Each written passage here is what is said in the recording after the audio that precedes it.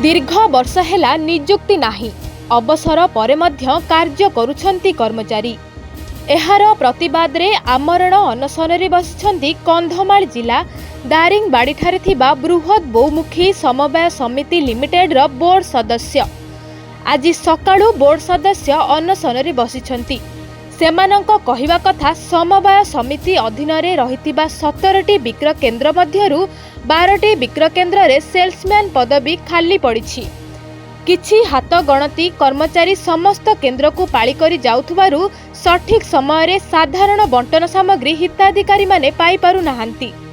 हिताधिकारी खाद्य सुरक्षा प्रति गुरुत्व दिया जाउ नथिबा अभियोग करागले मध्य किछि सुफल मिलुनाही बोली समिति सदस्य कहिसंती। एहासह दाबी पूरण नहेबा पर्यंत अनशन जारी रहिबो बोली चेतावनी दैछंती। मात्र 4 जण सेल्समैन हमर जो ऑफिशियल सेल्समैन नियुक्ति पाइछन आ बाकी 13टी सेंटर रे एपर्यंत विक्रेता पदवी खाली रखिछि।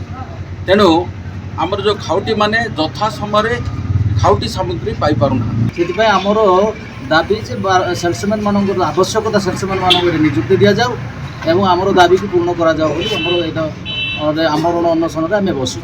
दारिंगबाड़ीरू अरुण साहू रिपोर्ट, धरित्री लाइव।